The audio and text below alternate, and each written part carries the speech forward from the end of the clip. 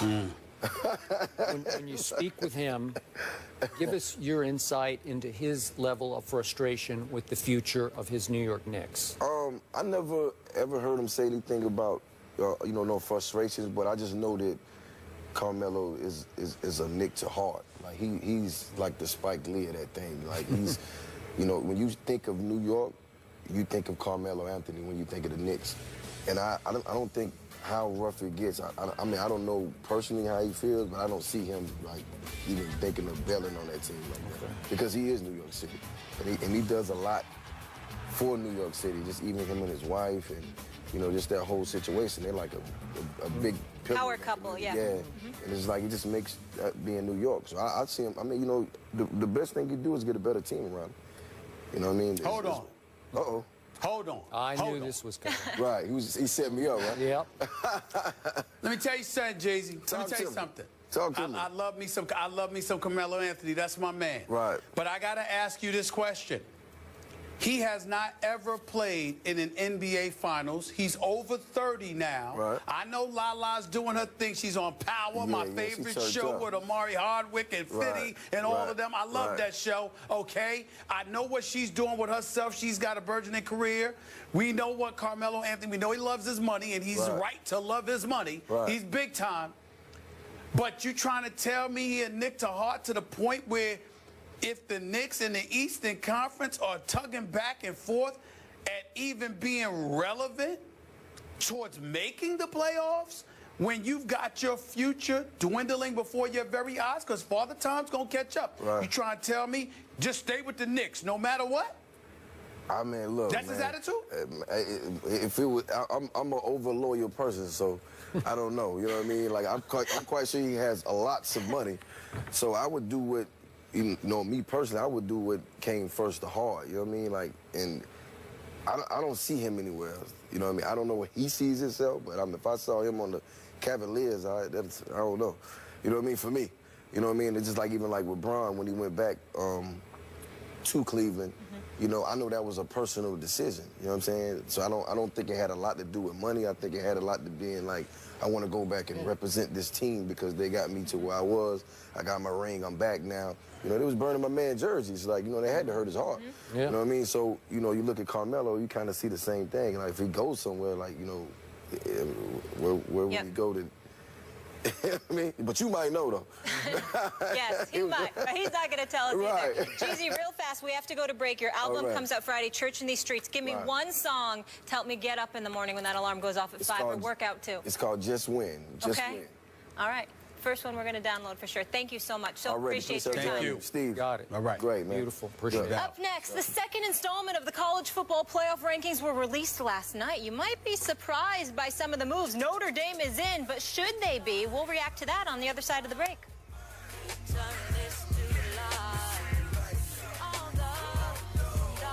Grammy-nominated rapper Jeezy, his new album Church in These Streets is out on Friday. We welcome you to the desk. So appreciate you being with us. Thank you. All good. I appreciate you. Thank you. So you have continued to evolve as an artist and really use your voice and platform to speak out on political and social issues. So we want to get your thoughts on these Missouri football players who obviously banded together peacefully, protesting, and now their president has resigned, their chancellor stepped down because they, turned a blind eye to a lot of racial discrimination occurring on the campus. What are your thoughts on that and the power of athletes and celebrities in their voices? I mean, I think they led by a perfect example. They, obviously, football is a big deal there. So for them to band together and even decide to do that, I mean, I think it showed excellent leadership, if you ask me, because that's a big deal, especially for the school. And for him to step down, I mean, it definitely showed that he was a bigger band and he took notice, you know what I mean? Because obviously it was going to cause a problem. You got students and people that are paying for their kids to go to college. You got these racial issues going on, and you got a president that's letting them happen. So at the same, at the same time, for him to step down, I think, that was the right thing to do. When you think about the football players getting themselves actively involved and them being college students, any thoughts come through your mind about what lessons professional athletes should take from this particular situation, if anything at all? I recall something happening. Was it the thing that happened with the guy that actually owned the Clippers? And LeBron and all Donald them, Sterling. Yeah, and LeBron and them, you know, started to step up.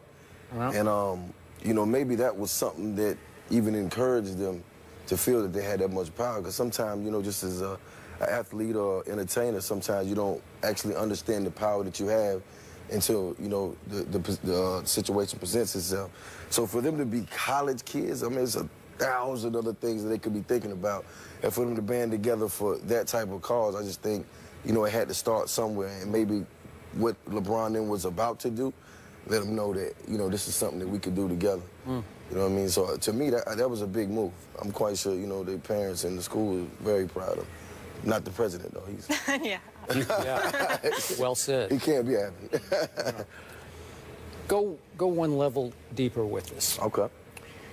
I followed your career closely from Thug Motivation 101 up to what you know Political about that? Correct. What you know about I've listened thugging? to all of it. I like it all. I tell you, from my heart, I highly respect your creative genius. Right. Sometimes I'm unsure what ultimate message you want to convey through your lyrics to your fans. Right. Sometimes you say violence is not the means to the end to bring about change. Right. And sometimes it comes across to me as by whatever means necessary to bring about change. Right. Put that in perspective for us. Okay, well, two things. The first thing is, if you ever hear me talking about anything that has anything to do with any violence, it's more of a defensive position. You know, you're good with sports, so you know. Yeah. Yep. So it's not offensive. It's not me saying, hey, look, you know, I'm going to go out here, I'm going to do this to this person. It's saying no different than an officer or soldier, anybody that's at war. It's like, I got to protect myself. I got to protect my loved ones. I got to protect my family. And I'm willing to do so because I was raised to be a man. You know what I'm saying? So that's one take. And as far as the message, you know, you got to evolve. Thug motivation, believe me, I was really thugging. I got You know what I'm saying? I got it. It comes across, There was some man. thugging going on. Yeah.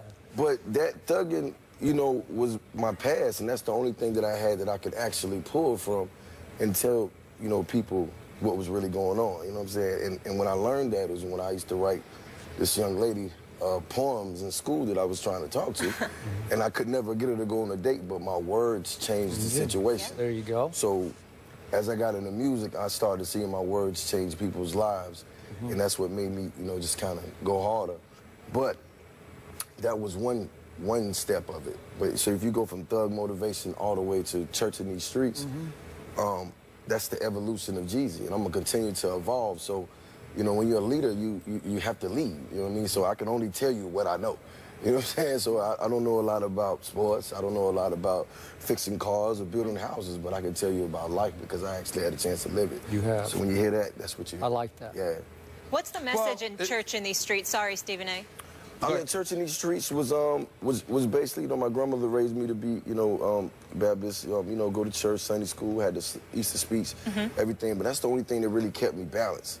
You know what I mean? As a human being, as a man, as a person. You know what I mean? As a father. And you know, I just think sometimes we kind of forget that. So, you know, when you go to church and it sounds like the preacher is talking to you, maybe he is. And it's like when you come to my shows and I'm talking and you see the expression on these people's face, it's not just a rap concert. It's not, they're not here to be entertained. They're not here for the hieroglyphics or anything. They're here to hear how you feel about certain situations. And then when you tell them that, you know, you can walk off the stage and have somebody say, hey, man, you changed my life. So to me, it's like a small church. You know, I know it's kind of crazy to say that, but it's what it really is. And when you're sitting there and you're watching these people and, you know, you say certain things and they light up, it's no different than sitting in, you know, church in the back row and saying he's talking about me today. That's true. You know what I mean? So that's my take on it. You brought up about how when, you know, Thug Nation came out, you was talking about how you were thugging, you were really motivation. I'm sorry. Yeah. You was talking about how, you know, you had to be that way. What I'm wondering about is sometimes I see a lot of cats out there who are trying to be something that they're not. Right. They're trying to act like it's something that they had to do when in fact they didn't. Right. I want to know, as somebody in this game, do you see a lot of that? Do you see a lot of wannabes, a lot of perpetrators, a lot of individuals that are using folks like yourself and others who had to do what you had to do as an excuse to justify what they're doing when they didn't have to do it? Absolutely. And you got to understand. What do you say to them? Well, to me, it's real life, but when it comes becomes a business and it becomes lucrative and you're able to make money by emulating what somebody else has been through, people jump on that. It's no different from, you know, you just seen a Straight Outta Compton movie that just came out. You know what I mean? That was about a lifestyle. You know, Dr. Dre and all those guys really went through that, but somebody thought that it could be valuable if they put it in a movie form. So somebody got actually paid off of whatever they went through. You know, Eazy's no longer here and all those things. But I just think, you know, with this culture, when people see a chance to make money, they go at it. But I have no problem with that personally because I feel like if they're in the studio and they're on the road and they're making records, that's less people that are getting killed in the neighborhoods and being robbed or whatever, because now you're creating these ways for these young entrepreneurs to make these millions of dollars and they're actually getting employees and, you know, taking care of people that are around them and giving them jobs and situations. So it's like they're turning into small Fortune 500 companies and you really can't knock it. You know, I just stay in my lane and do what I do, but at this point, you know, it's business. You know what I mean? So you have achieved a powerful platform, not only in the black community, but for kids everywhere. Right. How much responsibility do you feel? How much does that scare you? Do you sometimes wake up and say, hey, I'm just a guy, you know, I'm just me, you know? I was talking to somebody about that the other day. I was like, you know, the difference between Kurt Cobain and Tupac is Tupac died believing and still fighting for it, and Kurt Cobain got to the point he was like, man, I can't take this anymore. Yep. You know what I mean? And sometimes I get caught in a, you know, rock in a hard place because it's like, am I a good guy? Yes, when it comes to me and my family and my loved ones, and will I do some crazy things that sometimes, of course, that's where I came from, but now my circle is different. You know what I mean? I talk to politicians and mayors and staples in the community, but I can still go back and hang out with my friends when I feel like it. So it's like I'm kind of like caught trying to balance it, and I'm a Libra, so that's like even crazier. So it's like, you know, I find myself sometimes like, okay, what are you doing?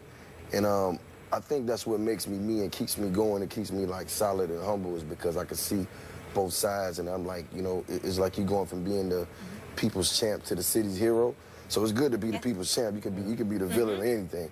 When you start being the city's hero, you kind of got to watch, you know, what you do, because it's like, you know, you can do one bad thing and then everybody's like, oh man, see, he's never going to change. So it's just that, but that's what you hear in the music though. You hear somebody that wants to change and wants to do better, but at the same time you have certain things pulling and tugging on you, and you're like, okay, well, I can't do that today. I'll try to, you know, do this, but you know, it's not easy. If that's what's the hardest thing to shake? What's the hardest thing to shake? Bad habits. You know, not being as open as changed as you should be. You know, I'm a businessman now, so it's different. I have real business things going on. I have tequilas and I have companies and different stuff. So it's just like what I do in my music career actually affects that as well. And it wasn't like that at first. So now that's kind of hard to shake, because it's like now I got to make sure I'm on my A game, because everything could collapse now just by me speaking how I feel about certain things. You know how it go. You say the wrong lyric and then, you know, everybody's on you and all these you know I know. Right. You feel me? Clickbait over there. Right. Yeah.